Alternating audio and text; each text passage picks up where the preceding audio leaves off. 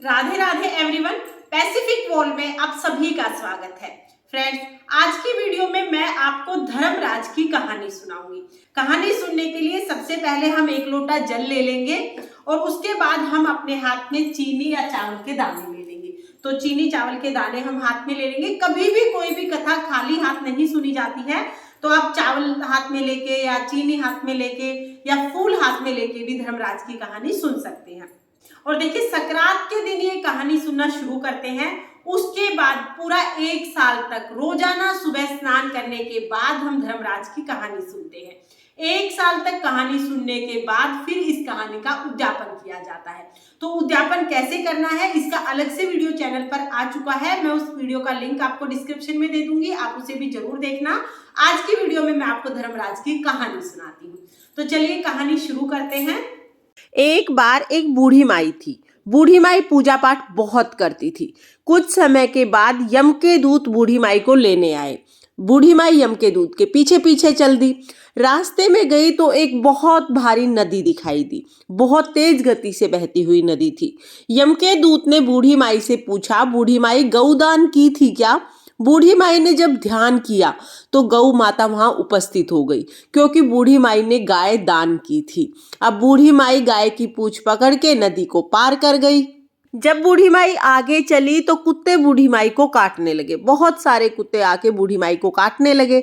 यम के दूत ने कहा कि बूढ़ी माई, कुत्तों को रोटी डाली थी क्या?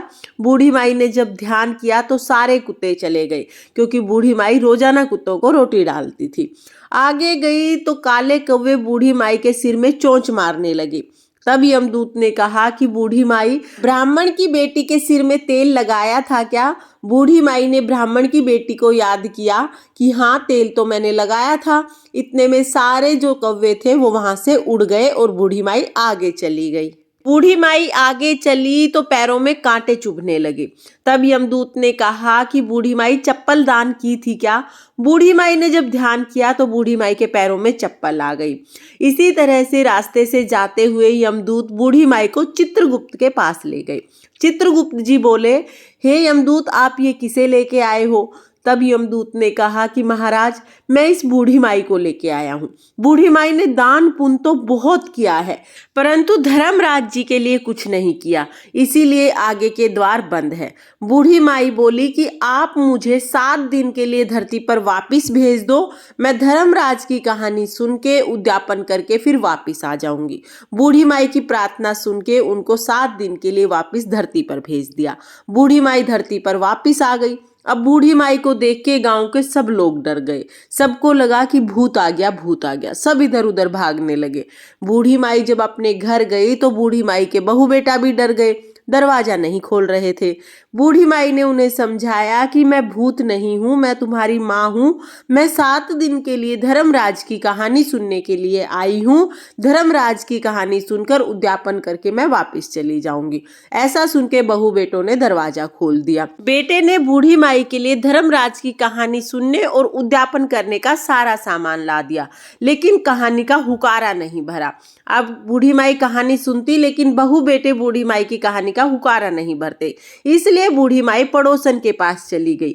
7 दिन तक रोजाना पड़ोसन के पास बैठकर बूढ़ी माई कहानी सुनती और पड़ोसन बूढ़ी माई की कहानी का हुकारा भरती। इसी तरह से बूढ़ी माई की कहानी पूर्ण हो गई। उसके बाद बूढ़ी माई ने कहानी का उद्यापन कर दिया, यानी कि 7 दिन कहानी सुन के फिर बूढ़ी माई ने कहानी का उद्यापन कर दिया। बूढ़ी माई ने खूब सारा दान करके धर्मराज की कहानी का उद्यापन किया। धर्मराज ने बूढ़ी माई के लिए विमान भेज दिया। जब बूढ़ी माई विमान में बैठकर स्वर्गलोक जाने लगी तो सारा गांव विमान में बैठने के लिए तैयार हो गया। सब बोलने लगे कि हम भी स्वर्ग जाएंगे, हम भी स्वर्ग जाएंगे। तब बूढ़ी माई ने कहा कि मेरी कहानी का हुकारा सिर्फ मेरी पड़ोसन ने भरा था, इसलिए मैं अपनी पड़ोसन को ही अपने साथ स्वर्ग लेके जाऊंगी। सारे गांव के लोग बूढ़ी माई के पैरों में पड़ गए और बोले कि बूढ़ी माई, आप हमें भी अपनी धर्मराज की कहानी सुना दो। बूढ़ी माई ने सभी को धर्मराज की कहानी सुनाई। धर्मराज की कहानी सुनने के कारण वो सभी विमान में बैठकर स्वर्गलोक चले गए। स्वर्गलोक में इतने लोगों को देखकर धर्मराज जी ने यमदूत से पूछा कि मैंने तो तुम्हें सिर्फ बूढ़ी माई को लाने के लिए कहा था, तुम इतने लोगों को क्यों लेके आ गए? तब बूढ़ी माई हाथ जोड़ के धर्मराज जी के सामने खड़ी हो गई और बोली कि हे धर्मराज जी, इन सब लोगों ने भी मेरे साथ कहानी सुनी है, इसलिए इन सबको भी स्वर्ग में स्थान मिलना चाहिए। धर्मराज जी ने बूढ़ी माई की विनती को स्वीकार किया और सभी को बूढ़ी माई के साथ साथ स्वर्ग में वास दे दिया। हे धर्मराज जी, जैसे आपने बुढ़िया को स्वर्ग में वास दिया, जैसे बुढ़िया की मनोकामना पूरी की, वैसे ही इस कहानी को कहते सुनते हुकारा भरते सबको स्वर्ग में वास देना और सबकी सभी मनोकामनाएं पूर्ण करना।